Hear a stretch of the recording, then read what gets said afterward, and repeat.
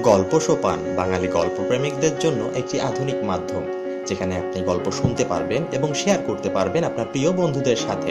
যদি ভালো লাগে তো সাবস্ক্রাইব করুন এখনই এবং লাইক দিন। সংযুক্ত থাকুন আমাদের ফেসবুক এবং টুইটার পেজে।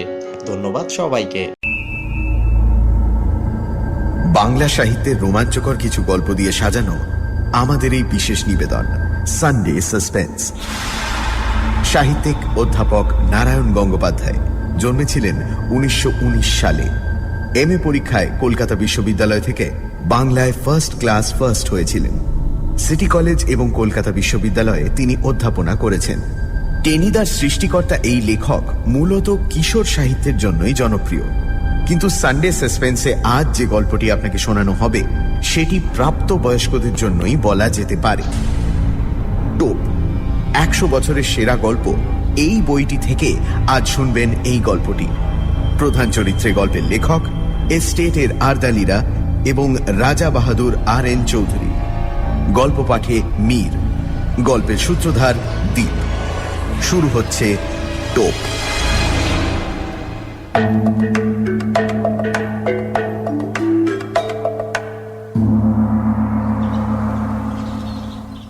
সকালে একটা পার্সেল এসে পৌঁছেছে। খুলে দেখি একজোড়া জুতো। না, শত্রুপক্ষের কাজ নয়। একজোড়া পুরনো ছেঁড়া জুতো পাঠিয়ে আমার সঙ্গে রসিকতার চেষ্টাও করেনি কেউ। চমৎকার ঝকঝকে বাঘের চামড়ার নতুন চটি, দেখলে চোখ জুড়িয়ে যায়।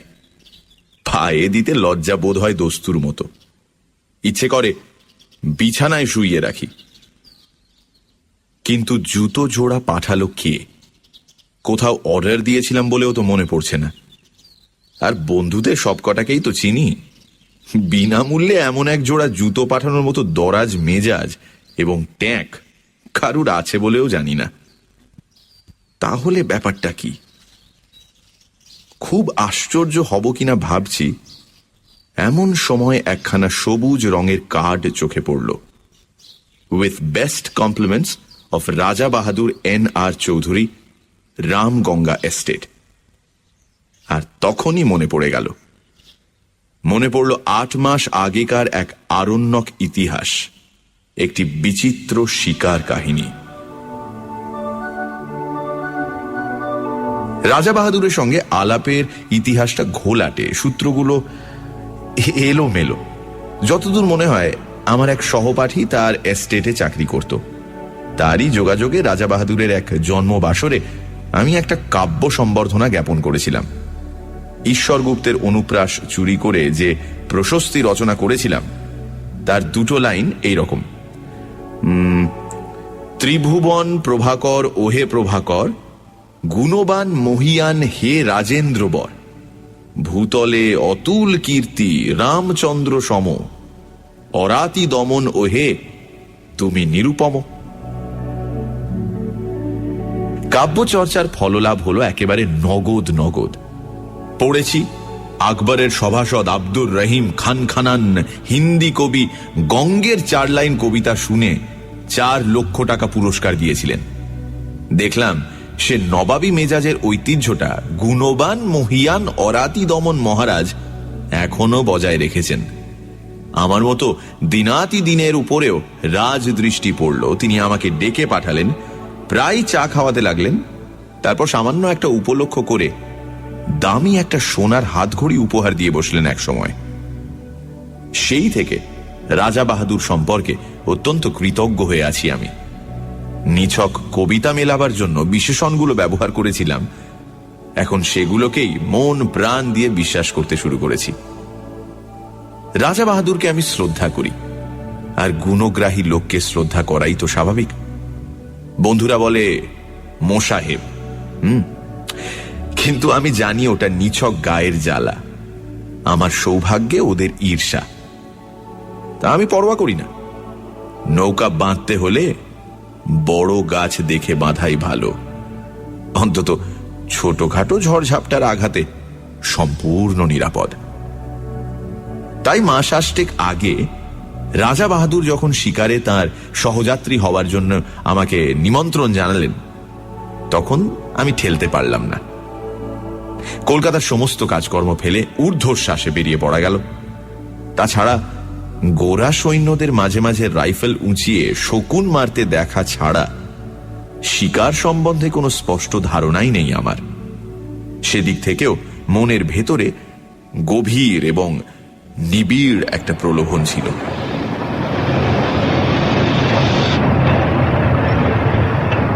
জঙ্গলের ভেতরে ছোট একটা রেল লাইনে আরো ছোট একটা স্টেশনে গাড়ি থামল। নামবার সঙ্গে সঙ্গে সোনালি তকমা আঁটা ঝকঝকে পোশাক পরা আরদালি এসে সেলাম দিল আমাকে। বললে, হুজুর চলুন। স্টেশনের বাইরে মেটে রাস্তায় দেখি মস্ত একখানা গাড়ি, যার পুরো নাম রোলস রয়েস, সংক্ষেপে যাকে বলে রোজ। তার রোজই বটে।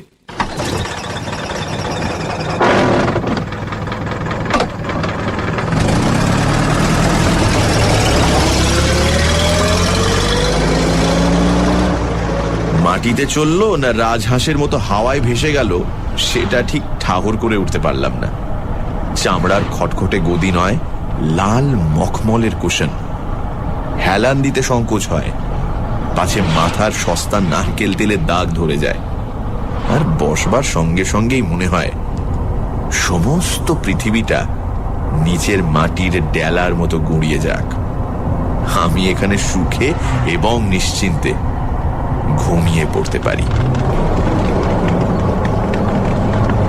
হাঁসের মতো ভেসে চলল রোজ। মেটে রাস্তায় চলেছে, অথচ এতটুকু ঝাঁকুনি নেই। ইচ্ছে হলো একেবারে ঘাড় বার করে দেখি গাড়িটা ঠিক মাটি দিয়েই চলেছে না দুহাত ওপর দিয়ে উড়ে চলেছে ওর চাকাগুলো। পথের দুপাশে তখন নতুন একটা জগতের ছবি। সবুজ শালবনের আড়ালে আড়ালে চা বাগানের বিস্তার, চকচকে উজ্জ্বল পাতার শান্ত শ্যামল সমুদ্র, দূরে আকাশের গায়ে কালো পাহাড়ের রেখা। ক্রমশ চা বাগান শেষ হয়ে এলো। পথের দুপাশে ঘন হয়ে দেখা দিতে লাগলো অবিচ্ছিন্ন শালবন। একজন আরদালি জানালো, হুজুর, ফরেস্ট এসে পড়েছে। ফরেস্টই বটে। পথের ওপর থেকে সূর্যের আলো সরে গেছে, এখন শুধু শান্ত আর বিষণ্ণ ছায়া। রাত্রির শিশির এখনো ভিজিয়ে রেখেছে পথটাকে। রোজের নিঃশব্দ চাকার নিচে মড়মড় করে সাড়া তুলছে শুকনো শালের পাতা। বাতাসে গুঁড়ো গুঁড়ো বৃষ্টির মতো শালের ফুল ঝরে পড়ছে পথের পাশে, উড়ে আসছে গায়ে। কোথা থেকে চকিতের জন্য ময়ূরের তীক্ষ্ণ চিৎকার ভেসে এলো। দুপাশে নিবিড় শালের বন, কোথাও কোথাও ভেতর দিয়ে খানিকটা দৃষ্টি চলে, কখনো কখনো বুনো ঝোপে আচ্ছন্ন। মাঝে মাঝে এক এক টুকরো কাঠের গায়ে লেখা 1935, 1940। মানুষ বনকে শুধু উচ্ছন্ন করতে চায় না, তাকে বাড়াতেও চায়। এই সব প্লটে বিভিন্ন সময় নতুন করে শালের চারা রোপণ করা হয়েছে, এ তারই নির্দেশ। বনের রূপ দেখতে দেখতে চলেছি। মাঝে মাঝে ভয় যে করছিল না এমন নয়। এই ঘন জঙ্গলের মধ্যে হঠাৎ যদি গাড়ির ইঞ্জিন খারাপ হয়ে যায় আর তাক বুঝে যদি লাফ মারে একটা বুনো জানোয়ার, তাহলে তাহলে পকেটের ফাউন্টেন পেনটা ছাড়া আত্মরক্ষার আর কোনো অস্ত্র টস্ত্র সঙ্গে নেই। শেষটায় আর থাকতে না পেরে জিজ্ঞাসা করে বসলাম, হ্যাঁ রে, এখানে বাঘ আছে? ওরা অনুকম্পার হাসি হাসলো। হ্যাঁ হুজুর। ভালুক? রাজা রাজরার সহবত, কাজেই যতটুকু জিজ্ঞাসা করব ঠিক ততটুকুই উত্তর। ওরা বলল, হ্যাঁ হুজুর। অজগর সাপ?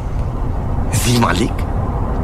প্রশ্ন করার উৎসাহ ওই পর্যন্তই এসে থেমে গেল আমার। যেরকম দ্রুত উত্তর দিয়ে যাচ্ছে, তাতে কোনো প্রশ্নই যে না বলে আমাকে আশ্বস্ত করবে এমন তো মনে হচ্ছে না। যতদূর মনে হচ্ছিল গরিলা, হিপোপটেমাস, ভ্যাম্পায়ার কোনো কিছুই বাকি নেই। এখানে জুলু কিংবা ফিলিপিনোরাও বিষাক্ত বুমেরাং বাগিয়ে আছে কিনা এবং মানুষ পেলে তারা বেগুন পোড়া করে খেতে ভালোবাসে কিনা এই জাতীয় একটা কুটিল জিজ্ঞাসাও আমার মনে জেগে উঠেছে ততক্ষণে, কিন্তু নিজেকে সামলে নিলাম। খানিকটা আসতেই গাড়িটা ঘস ঘস করে ব্রেক কষল একটা। আমি প্রায় আর্তনাদ করে উঠলাম, কিরে বাঘ নাকি? আরদালিরা মুচকি হাসলো। না হুজুর, এসে পড়েছি। ভালো করে তাকিয়ে দেখি, সত্যিই তো এসে পড়েছি, সন্দেহ নেই। পথের বাঁদিকে ঘন শালবনের ভেতরে একটুখানি ফাঁকা জমি, সেখানে কাঠের তৈরি বাংলো প্যাটার্নের একখানা দোতলা বাড়ি। এই নিবিড় জঙ্গলের ভেতর যেমন আকস্মিক, তেমনি অপ্রত্যাশিত। গাড়ির শব্দে বাড়িটার ভেতর থেকে 2-3 জন চাপরাশি বেরিয়ে এলো ব্যতিব্যস্ত হয়ে। এতক্ষণ লক্ষ্য করিনি, এবার দেখলাম বাড়ির সামনে চওড়া একটা গড়খাই কাটা। লোকগুলো ধরাধরি করে মস্ত বড় এক ফালি কাঠ খাদটার ওপর সাঁকোর মতো বিছিয়ে দিল। তারই ওপর দিয়ে গাড়ি গিয়ে দাঁড়ালো রাজা বাহাদুর N.R. চৌধুরীর হান্টিং বাংলোর সামনে।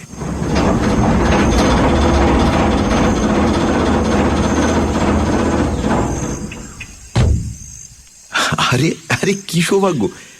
রাজা বাহাদুর স্বয়ং এসে বারান্দায় দাঁড়িয়েছেন আমার অপেক্ষায়। একগাল হেসে বললেন, আসুন আসুন, আপনার জন্য আমি এখনো চা পর্যন্ত খাইনি। শ্রদ্ধায় আর বিনয়ে আমার মাথা নিচু হয়ে গেল। মুখে কথা জোগাল না, শুধু বেকুবের মতো কৃতার্থের হাসি হাসলাম একগাল। রাজা বাহাদুর বললেন, এত কষ্ট করে আপনি যে আসবেন সে ভাবতেই পারিনি, বড় আনন্দ হলো। চলুন চলুন, ওপরে চলুন। এত গুণ না থাকলে কি আর রাজা হয়? একেই বলে রাজোচিত বিনয়। রাজা বাহাদুর বললেন, আগে স্নান করে রিফ্রেশড হয়ে আসুন, টি ইজ গেটিং রেডি। বয়, সাহেব কো গোসলখানে में ले जाओ। 40 বছরের দাড়িওয়ালা বয়, নিঃসন্দেহে বাঙালি, তবু হিন্দি করে হুকুমটা দিলেন রাজা বাহাদুর, কারণ ওটাই রাজকীয় দস্তুর। বয় আমাকে গোসলখানায় নিয়ে গেল। আশ্চর্য, এই জঙ্গলের ভেতরও এত নিখুঁত আয়োজন। এমন একটা বাথরুমে জীবনে আমি স্নান করিনি।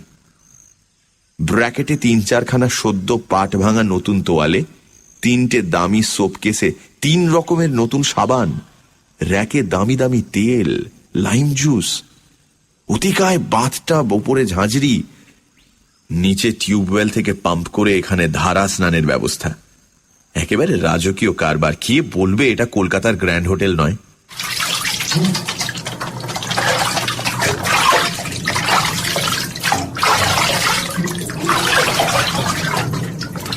স্নান হয়ে গেল। ব্র্যাকেটে ধোপ দুরস্ত করা ফরাস ডাঙার ধুতি, সিল্কের লুঙ্গি, আদ্দির পাজামা। দামের দিক থেকে পাজামাটাই সস্তা মনে হলো, তাই পরে নিলাম। বয় বাইরেই দাঁড়িয়েছিল, নিয়ে গেল ড্রেসিং রুমে। ঘর জোড়া আয়না, পৃথিবীর যা কিছু প্রসাধনের জিনিস, কিছু আর বাকি নেই এখানে। ড্রেসিং রুম থেকে বেরুতে সোজা ডাক পড়ল রাজা বাহাদুরের লাউঞ্জে। রাজা বাহাদুর একখানা চেয়ারে চিত হয়ে শুয়ে ম্যানিলা চুরুট খাচ্ছিলেন। বললেন, আসুন, চা তৈরি। চায়ের বর্ণনা না করাই ভালো। চা, কফি, কোকো, ওভালটিন, রুটি, মাখন, পনির, চর্বিতে জমাট ঠান্ডা মাংস, কলা থেকে আরম্ভ করে পিচ পর্যন্ত প্রায় 10 রকমের ফল। সেই গন্ধমাদন থেকে যা পারি গোগ্রাসে গিলে চললাম আমি। রাজা বাহাদুর কখনো 1 টুকরো রুটি খেলেন, কখনো একটু ফল, অর্থাৎ কিছুই খেলেন না, শুধু পরপর কাপ 3 চা ছাড়া।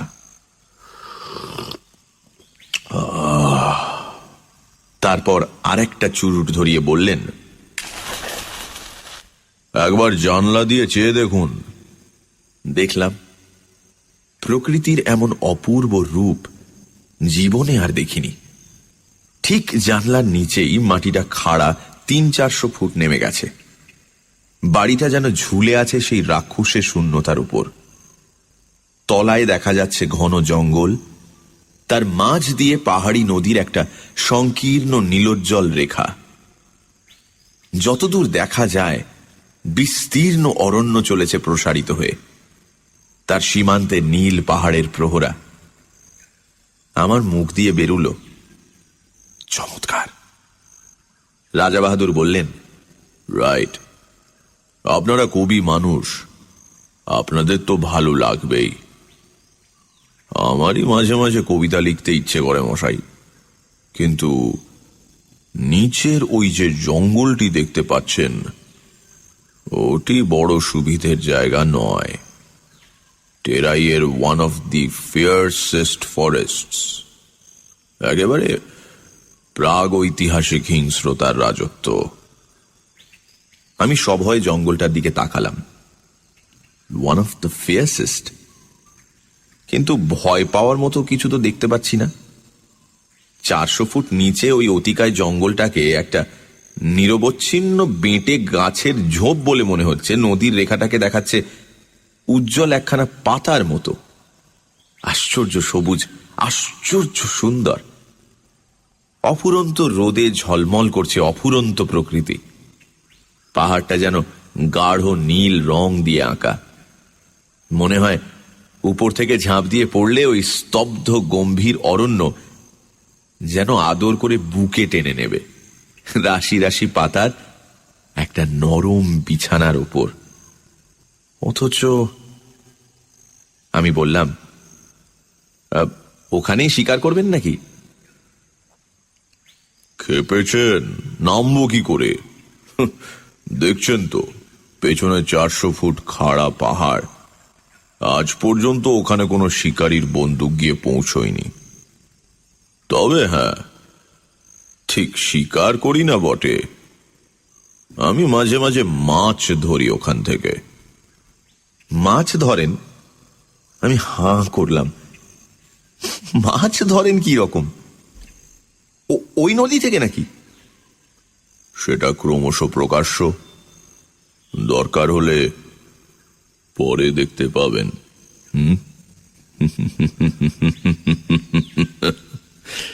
রাজা বাহাদুর রহস্যময় ভাবে মুখ টিপে হাসলেন। আপাতত শিকারের আয়োজন করা যাক, কিছু না জুটলে মাছের চেষ্টাই করা যাবে। তবে ভালো টোপ ছাড়া আমার পছন্দ হয় না, আর তাতে অনেক হাঙ্গামা। কিছু বুঝতে পারছি না। রাজা বাহাদুর জবাব দিলেন না, শুধু হাসলেন।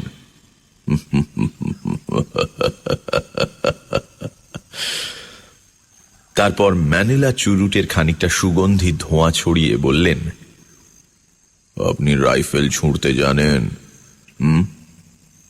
বুঝলাম কথাটি চাপা দিতে চাইছেন। সঙ্গে সঙ্গে জিহ্বাকে দমন করে ফেললাম। এর পরে আর কিছু জিজ্ঞেস করাটা সঙ্গত হবে না, শোভনও নয়। সেটা কোর্ট ম্যানারের বিরোধী। রাজা বাহাদুর আবার বললেন, রাইফেল ছুঁড়তে পারেন? বললাম, ছেলেবেলায় এয়ার গান ছুঁড়েছি। রাজা বাহাদুর হেসে উঠলেন, তা বটে, আপনারা কবি মানুষ, ওসব অস্ত্র শস্ত্রের ব্যাপার আপনাদের মানায় না। আমি অবশ্য 12 বছর বয়সে রাইফেল হাতে তুলে নিয়েছিলাম। আপনি চেষ্টা করে দেখুন না, কিছু শক্ত ব্যাপার নয়। উঠে দাঁড়ালেন রাজা বাহাদুর, ঘরের একদিকে এগিয়ে গেলেন। তাকে অনুসরণ করে আমি দেখলাম এ শুধু লাউঞ্জ নয়, রীতিমতো একটা ন্যাচারাল মিউজিয়াম এবং অস্ত্রাগার। খাওয়ার টেবিলেই নিমগ্ন ছিলাম বলে এতক্ষণ দেখতে পাইনি, নইলে এর আগেই চোখে পড়া উচিত ছিল।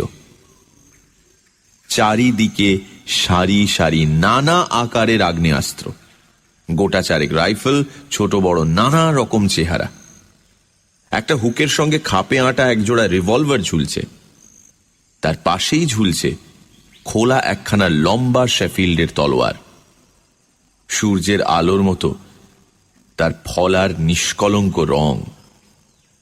মোটা চামড়ার বেল্টে ঝকঝকে পেতলের কার্তুজ, রাইফেলের, রিভলভারের। জরিদার খাপে খানতিনেক নেপালি ভোজালি, আর দেয়ালের গায়ে হরিণের মাথা, ভালুকের মুখ, নানা রকমের চামড়া, বাঘের, সাপের, হরিণের, গোসাপের। একটা টেবিলে অতিকায় হাতির মাথা, দুটো বড় বড় দাঁত এগিয়ে আছে সামনের দিকে। বুঝলাম এরা রাজা বাহাদুরের বীর কীর্তির নিদর্শন। ছোট একটা রাইফেল তুলে নিলেন রাজা বাহাদুর, বললেন, এটা লাইট জিনিস, তবে ভালো রিপিটার, অনায়াসে বড় বড় জানোয়ার ঘায়েল করতে পারে। আমার কাছে অবশ্য সবই সমান, লাইট রিপিটার যা, হাউইৎজা কামানো তাই। তবু সৌজন্য রক্ষার জন্য বলতে হলো, বাহ, তবে তো চমৎকার জিনিস। রাজা বাহাদুর রাইফেলটা বাড়িয়ে দিলেন আমার দিকে। তাহলে চেষ্টা করুন, লোড করাই আছে, ছুড়ুন ওই জানলা দিয়ে। আমি সভয়ে 3 পা পিছিয়ে গেলাম। জীবনে বেকুবি অনেক করেছি, কিন্তু তার পরিমাণটা আর বাড়াতে প্রস্তুত নই। যুদ্ধ ফেরত এক বন্ধুর মুখে তার রাইফেল ছোঁড়ার প্রথম অভিজ্ঞতা শুনেছিলাম। পড়ে গিয়ে পা ভেঙে নাকি তাকে 1 মাস বিছানায় শুয়ে থাকতে হয়েছিল। নিজেকে যতদূর জানি, আমার ফাঁড়া শুধু পা ভাঙার ওপর দিয়েই কাটবে বলে মনে হয় না। বললাম, ওটা এখন থাক, পরে হবে না হয়। রাজা বাহাদুর মৃদু কৌতুকের হাসি হাসলেন, বললেন, এখন ভয় পাচ্ছেন, কিন্তু একবার ধরতে শিখলে আর ছাড়তে চাইবেন না। হাতে থাকলে বুঝবেন কত বড় শক্তিমান আপনি। You can easily face all the rascals of. হঠাৎ তার চোখ ঝকঝক করে উঠল। মৃদু হাসিটা মিলিয়ে গিয়ে শক্ত হয়ে উঠল মুখের পেশিগুলো। And a rival. মুহূর্তে বুকের রক্ত হিম হয়ে গেল আমার। রাজা বাহাদুরের 2 চোখে বন্য হিংসা। রাইফেলটা এমন শক্ত মুঠিতে বাগিয়ে ধরেছেন যেন সামনে কাউকে গুলি করবার জন্য তৈরি হচ্ছেন তিনি। উত্তেজনার ঝোঁকে আমাকেই যদি লক্ষ্য ভেদ করে বসেন, তাহলে আতঙ্কে দেওয়ালে ঠেস দিয়ে দাঁড়িয়ে গেলাম আমি। কিন্তু ততক্ষণে মেঘ কেটে গেছে। রাজা রাজড়ার মেজাজ। রাজা বাহাদুর হাসলেন। ওয়েল, পরে আপনাকে তালিম দেওয়া যাবে। সবই তো রয়েছে, যেটা খুশি আপনি ট্রাই করতে পারেন। চলুন এখন বারান্দায় গিয়ে বসা যাক। Let's have some energy. প্রাতরাশেই প্রায় বিন্ধ্য পর্বত উদরসাৎ করা হয়েছে, আর কি হলে এনার্জি সঞ্চিত হবে বোঝা শক্ত। কিন্তু কথাটা বলেই রাজা বাহাদুর বাইরের বারান্দার দিকে পা বাড়িয়েছেন, সুতরাং আমাকেও পিছু নিতে হলো। বাইরের বারান্দায় বেতের চেয়ার, বেতের টেবিল। এখানে ঢোকবার পর এমন সব বিচিত্র রকমের আসরে বসছি যে আমি প্রায় নার্ভাস হয়ে উঠেছি। তবু যেন বেতের চেয়ারে বসতে পেয়ে খানিকটা সহজ অন্তরঙ্গতা অনুভব করা গেল। এটা অন্তত চেনা জিনিস।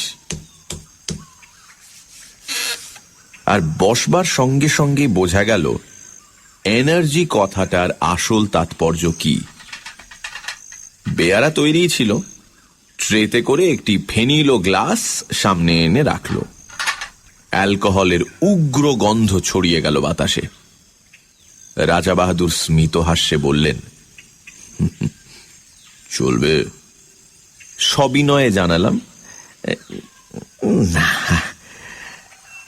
তবে বিয়ার আনবে? একেবারে মেয়েদের ড্রিঙ্ক। নেশা হবে না? না থাক, অভ্যেস নেই কোনোদিন। গুড কন্ডাক্টর প্রাইজ পাওয়া ছেলে।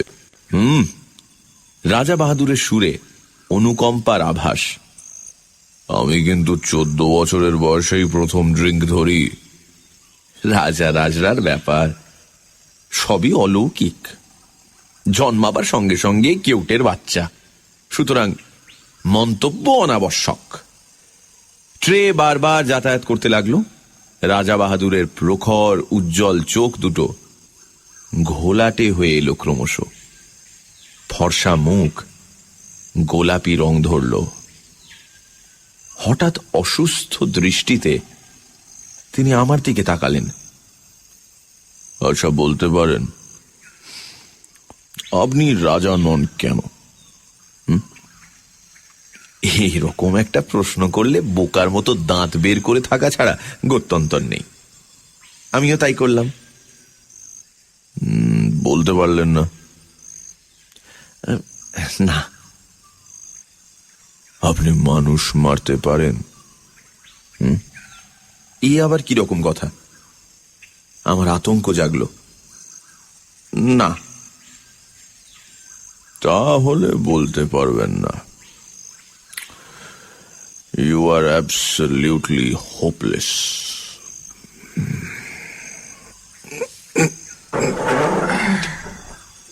উঠে দাঁড়িয়ে ঘরের দিকে পা বাড়ালেন রাজা বাহাদুর। বলে গেলেন, I pity you.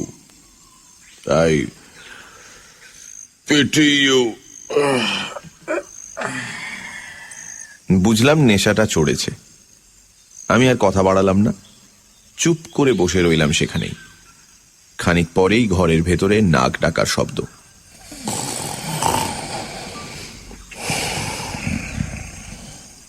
তাকিয়ে দেখি তার লাউঞ্জের সেই চেয়ারটায় হাঁ করে ঘুমোচ্ছেন রাজা বাহাদুর। মুখের কাছে কতগুলো মাছি উঠছে ভন ভন করে। শিকারের প্রথম অভিজ্ঞতা। জঙ্গলের ভেতর বসে আছি মোটরে। দুটো তীব্র হেডলাইটের আলো পড়েছে সামনের সংকীর্ণ পথে আর দুধারের শালবনে। ওই আলোর রেখার বাইরে অবশিষ্ট জঙ্গলটায় যেন প্রেতপুরীর জমাট অন্ধকার। রাত্রির তমসায় আদিম হিংসা সজাগ হয়ে উঠেছে চারিদিকে। অনুভব করছি সমস্ত স্নায়ু দিয়ে এখানে হাতির পাল ঘুরছে দূরের কোনো পাহাড়ের পাথর গুঁড়িয়ে গুঁড়িয়ে। ঝোপের ভেতরে অজগর প্রতীক্ষা করে আছে অসতর্ক শিকারের আশায়। আসন্ন বিপদের সম্ভাবনায় উৎকর্ণ হয়ে আছে হরিণের পাল। আর কোনো একটা খাদের ভেতরে জলজল করছে ক্ষুধার্ত বাঘের চোখ। কালো রাত্রিতে জেগে আছে কালো অরণ্যের প্রাথমিক জীবন। রোমাঞ্চিত ভীত প্রতীক্ষায় চুপ করে বসে আছি মোটরের মধ্যে। কিন্তু হিংসার রাজত্ব শালবন ডুবে আছে একটা আশ্চর্য স্তব্ধতায়। শুধু কানের কাছে অবিশ্রান্ত মশার গুঞ্জন ছাড়া আর কোনো শব্দ নেই। মাঝে মাঝে অল্প বাতাস দিচ্ছে। শালের পাতায় উঠেছে এক একটা মৃদু মর্মর। আর কখনো ডাকছে বনমূর্তি। ঘুমের মধ্যে পাখা ঝাপটাচ্ছে ময়ূর। মনে হচ্ছে এই গভীর ভয়ঙ্কর অরণ্যের প্রাণীগুলো যেন নিঃশ্বাস বন্ধ করে একটা নিশ্চিত কোনো মুহূর্তের প্রতীক্ষা করে আছে। আমরাও প্রতীক্ষা করে আছি। মোটরের মধ্যে নিঃসাড় হয়ে বসে আছি আমরা। একটি কথাও বলবার উপায় নেই। রাইফেলের নল ইঞ্জিনের ওপরে বাড়িয়ে দিয়ে শিকারী বাঘের মতোই তাকিয়ে আছেন রাজা বাহাদুর। চোখ দুটো উগ্র প্রখর হয়ে আছে হেডলাইটের তীব্র আলোক রেখাটার দিকে। একটা জানোয়ার ওই রেখাটা পেরুবার দুঃসাহস করলেই রাইফেল গর্জন করে উঠবে। কিন্তু জঙ্গলের সেই আশ্চর্য স্তব্ধতা। অরণ্য যেন আজ রাত্রে বিশ্রাম করছে। একটি রাত্রের জন্য ক্লান্ত হয়ে জানোয়ারগুলো ঘুমিয়ে পড়েছে খাদের ভেতরে, ঝোপের আড়ালে। কেটে চলেছে মন্থর সময়। রাজা বাহাদুরের হাতের রেডিয়াম ডায়াল ঘড়িটা একটা সবুজ চোখের মতো জ্বলছে। রাত 1:30 পেরিয়ে গেছে। ক্রমশ উসখুস করছেন উৎকীর্ণ রাজা বাহাদুর। না, হোপলেস, আজ আর পাওয়া যাবে না। বহু দূর থেকে একটা তীক্ষ্ণ গম্ভীর শব্দ, হাতির ডাক, ময়ূরের পাখা ঝাপটানি চলছে মাঝে মাঝে।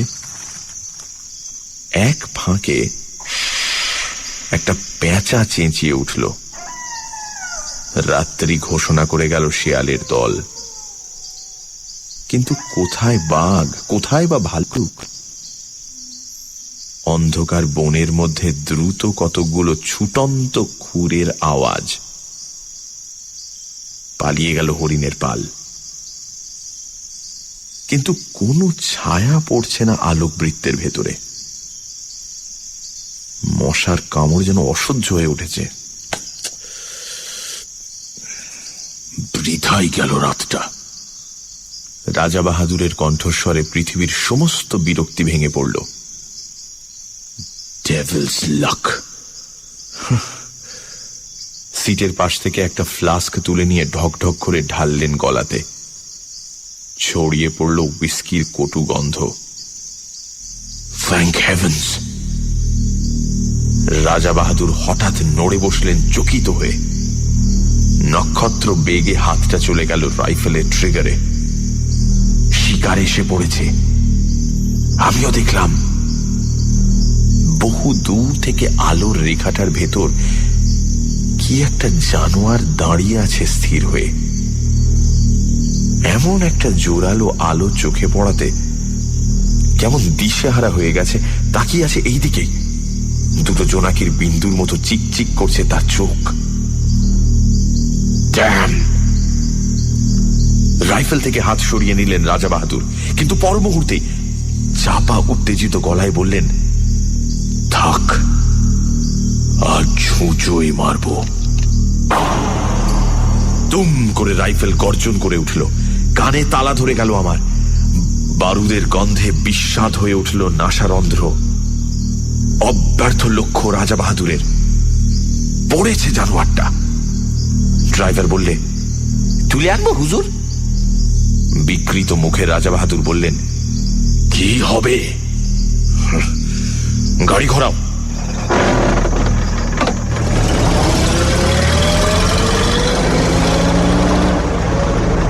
রেডিয়াম ডায়ালের সবুজ আলোয় রাত 3টে। গাড়ি ফিরে চলল হান্টিং বাংলোর দিকে। একটা ম্যানিলা চুরুট ধরিয়ে রাজা বাহাদুর আবার বললেন, ড্যাম! কিন্তু কি আশ্চর্য, জঙ্গল যেন রসিকতা শুরু করেছে আমাদের সঙ্গে। দিনের বেলা অনেক চেষ্টা করেও দুটো একটা বন মুরগি ছাড়া আর কিছু পাওয়া গেল না, এমনকি একটা হরিণ পর্যন্ত নয়। নাইট শুটিং এ সেই অবস্থা। পরপর 3 রাত্রি জঙ্গলের নানা জায়গায় গাড়ি থামিয়ে চেষ্টা করা হলো, কিন্তু নগদ লাভ যা ঘটল তা অমানুষিক মশার কামড়। জঙ্গলের হিংস্র জন্তুর সাক্ষাৎ মিলল না বটে, কিন্তু মশাগুলো চিনতে পারা গেল। এমন সাংঘাতিক মশা যে পৃথিবীর কোথাও থাকতে পারে, এতদিন এ ধারণা ছিল না আমার। তবে মশার কামড়ের ক্ষতিপূরণ চলতে লাগলো গন্ধমাদন উজাড় করে। সত্যি বলতে কি, শিকার করতে না পারলেও মনের দিক থেকে বিন্দুমাত্র ক্ষোভ ছিল না আমার। জঙ্গলের ভেতরে এমন রাজসূয় যজ্ঞের আয়োজন কল্পনারও বাইরে। জীবনে এমন দামি খাবার কোনোদিন মুখে তুলিনি, এমন চমৎকার বাথরুমে স্নান করিনি কখনো। এত পুরু জাজিমের বিছানায় শুয়ে অস্বস্তিতে প্রথম দিন তো ঘুমোতেই পারিনি আমি। নিবিড় জঙ্গলের নেপথ্যে গ্র্যান্ড হোটেলে স্বাচ্ছন্দ্যে দিন কাটাচ্ছি। শিকার না হলেও কণামাত্র ক্ষতি নেই আমার। প্রত্যেক দিনই লাউঞ্জে চা খেতে খেতে 400 ফুট নিচেকার ঘন জঙ্গলটার দিকে চোখ পড়ে। সকালের আলো উদ্ভাসিত শ্যামলতা দিগন্ত পর্যন্ত বিস্তীর্ণ হয়ে আছে অপরূপ প্রসন্নতায়। One of the fiercest forests. শেষ হয় না। তাকিয়ে তাকিয়ে দেখি বাতাসে আকার অবয়বহীন পত্রাবরণ সবুজ সমুদ্রের মতো দুলছে, চক্র দিচ্ছে পাখির দল। এখান থেকে মৌমাছির মতো দেখায় পাখিগুলোকে। জানলার ঠিক নিচেই ইস্পাতের ফলার মতো পাহাড়ি নদীটার নীলিমোজ্জ্বল রেখা, দুটো একটা নুড়ি ঝকমক করে মণিখণ্ডের মতো। বেশ লাগে। তারপরেই চমক ভাঙে আমার। তাকিয়ে দেখি ঠোঁটের কোণে ম্যানিলা চুরুট পুড়ছে। অস্থির চঞ্চল পায়ে রাজা বাহাদুর ঘরের ভেতর পায়চারি করছেন। চোখে মুখে একটা চাপা আক্রোশ, ঠোঁট দুটোয় নিষ্ঠুর কঠিনতা। কখনো একটা রাইফেল তুলে নিয়ে বিরক্তি ভরে নামিয়ে রাখেন, কখনো ভোজালি তুলে নিয়ে নিজের হাতের ওপর ফলাটা পরীক্ষা করেন, সেটার ধার। আবার কখনো বা জানলার সামনে খানিকক্ষণ স্থির দৃষ্টিতে তাকিয়ে থাকেন নিচের জঙ্গলটার দিকে। আজ 3 দিন থেকে উল্লেখযোগ্য একটা কিছু স্বীকার করতে পারেননি। ক্ষোভে তাঁর দাঁতগুলো কড়মড় করতে থাকে। তারপরেই বেরিয়ে যান এনার্জি সংগ্রহের চেষ্টায়। বাইরের বারান্দায় গিয়ে হাঁক দেন, ব্যাগ। কিন্তু পরের পয়সায় রাজভোগ খেয়ে এবং রাজোচিত বিলাস করে বেশি দিন কাটানো আর সম্ভব নয় আমার পক্ষে। রাজা বাহাদুরের অনুগ্রহ একটি দামি জিনিস বটে, কিন্তু কলকাতায় আমার ঘর সংসার আছে, একটা দায়িত্ব আছে তার। সুতরাং 4র্থ দিন সকালে কথাটা আমাকে পারতে হলো। বললাম, এবার আমাকে বিদায় দিন তাহলে। রাজা বাহাদুর সবে 4র্থ পেগে চুমুক দিয়েছেন তখন। তেমনি অসুস্থ আর রক্তাভ চোখে আমার দিকে তাকালেন। বললেন, আপনি যেতে চান? কাজকর্ম রয়েছে, কিন্তু আমার শিকার আপনাকে দেখাতে পারলাম না। সে না হয় আরেকবার হবে। চাপা ঠোঁটের ভেতরেই একটা গম্ভীর আওয়াজ করলেন রাজা বাহাদুর, আপনি ভাবছেন আমার ওই রাইফেলগুলো দেয়ালে ওই সব শিকারের নমুনা? ওগুলো সব ফার্স।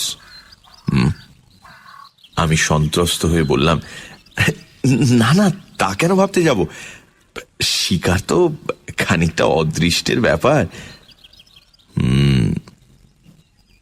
অদৃষ্টকেও বদলানো চলে। রাজা বাহাদুর উঠে পড়লেন। আমার সঙ্গে আসুন। দুজনে বেরিয়ে এলাম। রাজা বাহাদুর আমাকে নিয়ে এলেন হান্টিং বাংলোর পেছন দিকটাতে।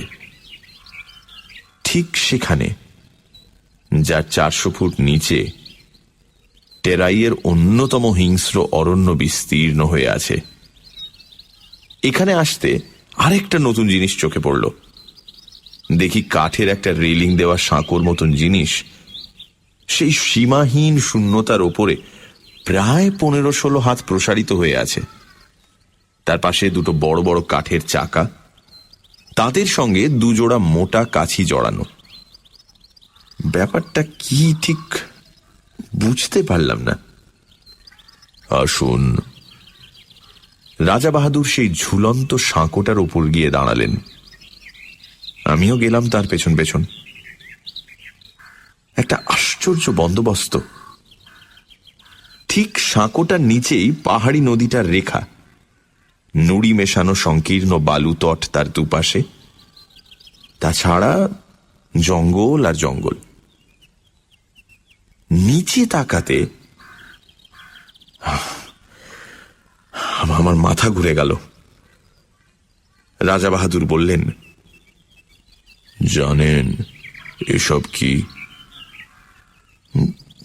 না। আমার মাছ ধরবার বন্দোবস্ত। এর কাজ খুব গোপনে, নানা হাঙ্গামা আছে, কিন্তু অব্যর্থ। ঠিক বুঝতে পারছি না। আজ রাত্রেই বুঝতে পারবেন। শিকার দেখাতে আপনাকে ডেকে এনেছি। নতুন একটা শিকার দেখাবো, কিন্তু কোনো দিন এর কথা কারো কাছে প্রকাশ করতে পারবেন না। কিছু না বুঝেই মাথা নাড়লাম। না, তাহলে আজ রাতটা অবধি থাকুন, কাল সকালেই আপনার গাড়ির ব্যবস্থা করব। রাজা বাহাদুর আবার হান্টিং বাংলোর সম্মুখের দিকে এগোলেন। কাল সকালের পর এমনিতেই আপনারা আর এখানে থাকা চলবে না। একটা কাঠের সাঁকো, দুটো কপিকলের মতো জিনিস, মাছ ধরার ব্যবস্থা, কাউকে বলা যাবে না, এবং কাল সকালেই চলে যেতে হবে। সবটা মিলিয়ে যেন রহস্যের খাস মহল একেবারে। আমার কেমন এলোমেলো লাগতে লাগলো সমস্ত, কিন্তু ভালো করে জিজ্ঞাসা করতে পারলাম না। রাজা বাহাদুরকে বেশি প্রশ্ন করতে কেমন অস্বস্তি লাগে আমার, অনধিকার চর্চা মনে হয়। বাংলোর সামনে 3-4টে ছোট ছোট নোংরা ছেলে মেয়ে খেলা করে বেড়াচ্ছে। হিন্দুস্তানি কিপারটা এওয়ারি সম্পত্তি। কিপারটাকে সকালে রাজা বাহাদুর শহরে পাঠিয়েছেন, কিছু দরকারি জিনিসপত্র কিনে কাল সে ফিরবে। ভারী ভারী বিশ্বাসী আর অনুগত লোক। মাতৃহীন ছেলে মেয়েগুলো সারা দিন হুটোপাটি করে ডাক বাংলোর সামনে। রাজা বাহাদুর বেশ অনুগ্রহের চোখে দেখেন ওদের। দোতলার জানলা থেকে পয়সা, রুটি কিংবা বিস্কুট ছুঁড়ে দেন। নিচে ওরা সেগুলো নিয়ে কুকুরের মতো লোফালুফি করে। রাজা বাহাদুর তাকিয়ে তাকিয়ে দেখেন সকৌতুকে। আজও ছেলে মেয়েগুলো হুল্লোড় করে তার চারিপাশে এসে ঘিরে দাঁড়ালো। বললে, হুজুর সেলাম। রাজা বাহাদুর পকেটে হাত দিয়ে কতগুলো পয়সা ছড়িয়ে দিলেন ওদের ভেতরে। হরির লুঠের মতো কাড়াকাড়ি পড়ে গেল। বেশ ছেলে মেয়েগুলি, 2 থেকে 8 বছর পর্যন্ত বয়স। আমার ভারী ভালো লাগে ওদের। আরণ্যক জগতের শাল শিশুদের মতো সতেজ আর জীবন্ত প্রকৃতির ভেতর থেকে প্রাণ আহরণ করে যেন বড় হয়ে উঠেছে। সন্ধ্যায় ডিনার টেবিলে বসে আমি বললাম, আজ রাত্রে মাছ ধরবার কথা আছে আপনার। চোখের কোণা দিয়ে আমার দিকে তাকালেন রাজা বাহাদুর। লক্ষ্য করেছি আজ সমস্ত দিন বড় বেশি মদ খাচ্ছেন আর ক্রমাগত চুরুট টেনে চলেছেন। ভালো করে আমার সঙ্গে কথা পর্যন্ত বলেননি। ভেতরে ভেতরে কিছু একটা ঘটে চলেছে তাঁর। রাজা বাহাদুর সংক্ষেপে বললেন, আমি সসংকোচে জিজ্ঞাসা করলাম, কখন হবে? এক মুখ ম্যানিলা চুরুটের ধোঁয়া ছড়িয়ে তিনি জবাব দিলেন, সময় হলে ডেকে পাঠাবো। এখন আপনি গিয়ে শুয়ে পড়ুন, স্বচ্ছন্দে কয়েক ঘন্টা ঘুমিয়ে নিতে পারেন। শেষ কথাটা পরিষ্কার আদেশের মতো শোনালো। বুঝলাম আমি বেশিক্ষণ আর তার সঙ্গে কথা বলি এ তিনি চান না। তাড়াতাড়ি শুয়ে পড়তে বলাটা অতিথি পরায়ণ গৃহস্থের অনুনয় নয়, রাজার নির্দেশ, এবং সে নির্দেশ পালন করতে বিলম্ব না করাই ভালো। কিন্তু অতি নরম জাজিমের বিছানায় শুয়েও ঘুম আসছে না। মাথার ভিতর আবর্তিত হচ্ছে অসংলগ্ন চিন্তা। মাছ ধরা, কাঠের সাঁকো, কপিকল, অত্যন্ত গোপনীয়, অতলস্য। তারপর এপাশ ওপাশ করতে করতে কখন যে চৈতন্য আচ্ছন্ন হয়ে এলো তা আমি নিজেই টের পাইনি। মুখের উপর ঝাঁঝালো একটা টর্চের আলো পড়তে আমি ধড়মড় করে উঠে পড়লাম। রাত তখন কটা ঠিক জানি না। আরণ্যক পরিবেশে নির্জনতা আবির্ভূত। বাইরে শুধু তীব্র কণ্ঠ ঝিঁঝির ডাক। আমার গায়ে বরফের মতো ঠান্ডা একটা হাত পড়েছে কার। সে হাতের স্পর্শে পা থেকে মাথা পর্যন্ত শিউরে গেল আমার। রাজা বাহাদুর বললেন, সময় হয়েছে, চলুন। আমি কি বলতে যাচ্ছিলাম, ঠোঁটে আঙুল দিলেন রাজা বাহাদুর।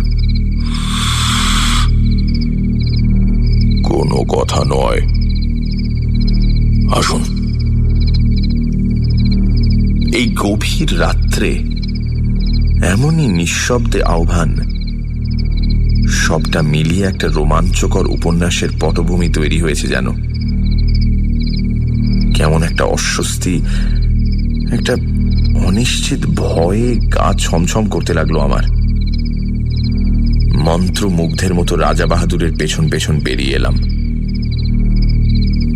হান্টিং বাংলোটা অন্ধকার, একটা মৃত্যুর শীতলতা ঢেকে রেখেছে তাকে। এক টানা ঝিঁঝির ডাক, চারিদিকে অরণ্যে কান্নার শব্দের মতো পত্র মর্মর। গভীর রাত্রিতে জঙ্গলের মধ্যে মোটর থামিয়ে বসে থাকতে আমার ভয় করেছিল, আজও ভয় করছে, কিন্তু এ ভয়ের চেহারা আলাদা। এর মধ্যে আরেকটা কি যেন মিশে আছে, ঠিক বুঝতে পারছি না, অথচ পাও সরতে চাইছে না আমার। মুখের উপরে একটা টর্চের আলো, রাজা বাহাদুরের হাতের স্পর্শটা বরফের মতো ঠান্ডা, ঠোঁটে আঙুল দিয়ে নীরবতার সেই দুর্বোধ্য কুটির সংকেত। টর্চের আলোয় পথ দেখিয়ে রাজা বাহাদুর আমাকে সেই ঝুলন্ত সাঁকোটার কাছে নিয়ে এলেন। দেখি তার উপরে শিকারের আয়োজন, দুখানা চেয়ার পাতা, দুটো তৈরি রাইফেল, দুজন বেয়ারা একটা কপি কলের চাকা ঘুরিয়ে কি একটা জিনিস নামিয়ে দিচ্ছে নিচের দিকে। এক মুহূর্তের জন্য রাজা বাহাদুর তার 9 সেলের হান্টিং টর্চটা নিচের দিকে ফ্ল্যাশ করলেন। প্রায় 250 ফুট নিচে সাদা পুটলির মতো কি একটা জিনিস কপি কলের দড়ির সঙ্গে নেমে যাচ্ছে দ্রুত বেগে। আমি বললাম, ওটা কি রাজা বাহাদুর? মাছের টোপ। কিন্তু এখনো কিছু বুঝতে পারছি না। একটু পরে বুঝবেন, এখন চুপ করুন। এবারে স্পষ্ট ধমক দিলেন আমাকে। মুখ দিয়ে ভক ভক করে হুইস্কির তীব্র গন্ধ বেরোচ্ছে। রাজা বাহাদুর প্রকৃতিস্থ নেই, আর কিছুই বুঝতে পারছি না আমি। আমার মাথার ভেতর সব যেন গন্ডগোল হয়ে গেছে। একটা দুর্বোধ্য নাটকের নির্বাক দ্রষ্টার মতো রাজা বাহাদুরের পাশের চেয়ারটাতে আসন নিলাম আমি। ওদিকে ঘন কালো বনান্তের উপর ভাঙা চাঁদ দেখা দিল। তার খানিকটা ম্লান আলো এসে পড়ল 400 ফুট নিচের নদীর জলে, তার ছড়ানো মণিখণ্ডের মতো নুড়িগুলোর উপরে। আবছাভাবে যেন দেখতে পাচ্ছি কপিকলের দড়ির সঙ্গে বাঁধা সাদা পুঁটলিটা অল্প অল্প নড়ছে বালির উপরে। এক হাতে রাজা বাহাদুর রাইফেলটা বাগিয়ে ধরে আছেন, আরেক হাতে মাঝে মাঝে আলো ফেলছেন নিচের পুঁটলিটায়। চকিত আলোয় যেটুকু মনে হচ্ছে পুঁটলিটা যেন জীবন্ত, অথচ কি জিনিস কিছু বুঝতে পারছি না। এ নাকি মাছের টোপ? কিন্তু কি এ মাছ?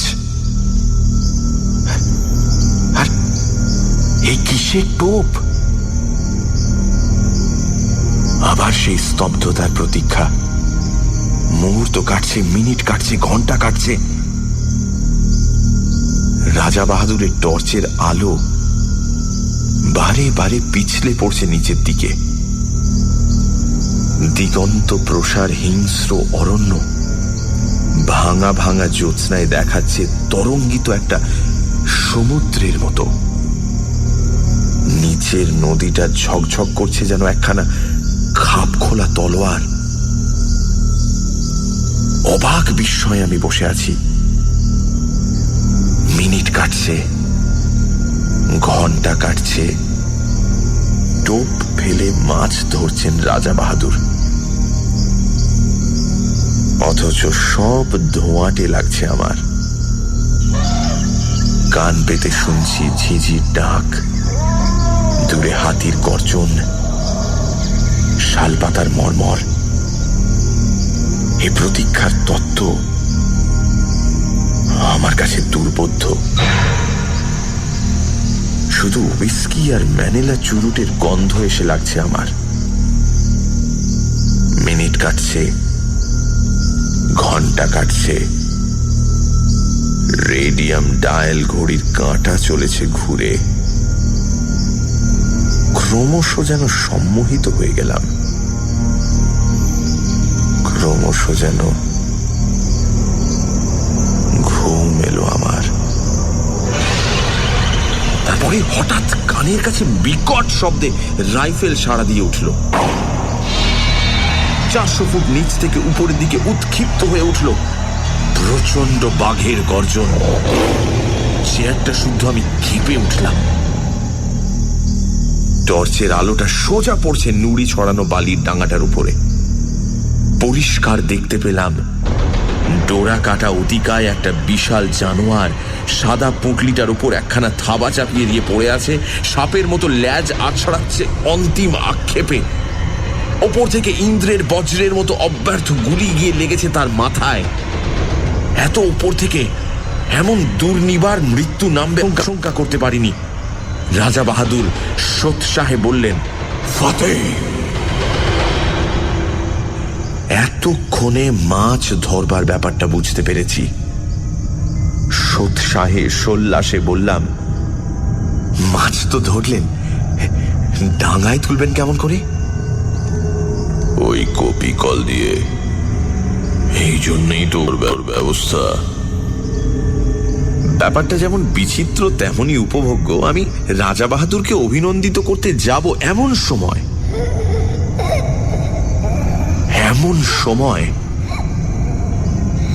পরিষ্কার শুনতে পেলাম শিশুর গোঙানি, ক্ষীণ অথচ নির্ভুল। এ কিসের শব্দ? 400 ফুট নিচ থেকে ওই শব্দটা আসছে। হ্যাঁ, কোনো ভুল নেই। মুখের বাঁধন খুলে গেছে, কিন্তু বড় দেরিতে। আমার রক্ত হিম হয়ে গেল, আমার চুল খাড়া হয়ে উঠল। আমি পাগলের মতো চিৎকার করে উঠলাম, রাজা বাহাদুর, কিসের টোপ আপনার? কি দিয়ে আপনি মাছ ধরলেন? চুপ!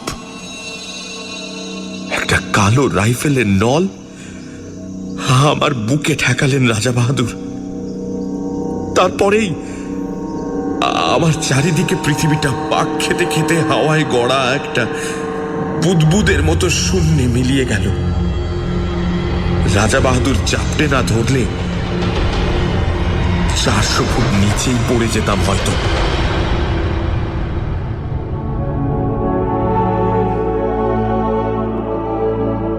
কিপারের একটা বেওয়ারিশ ছেলে যদি জঙ্গলে হারিয়ে গিয়ে থাকে তা অস্বাভাবিক নয়, তাতে কারো ক্ষতি নেই।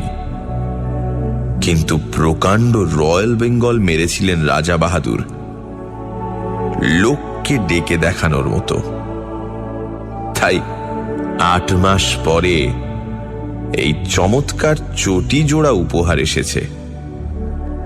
8 মাস আগেকার সে রাত্রি এখন স্বপ্ন হয়ে যাওয়াই ভালো। কিন্তু এই চটি জোড়া অতি মনোরম বাস্তব। পায়ে দিয়ে একবার হেঁটে দেখলাম, যেমন নরম তেমনি আরাম।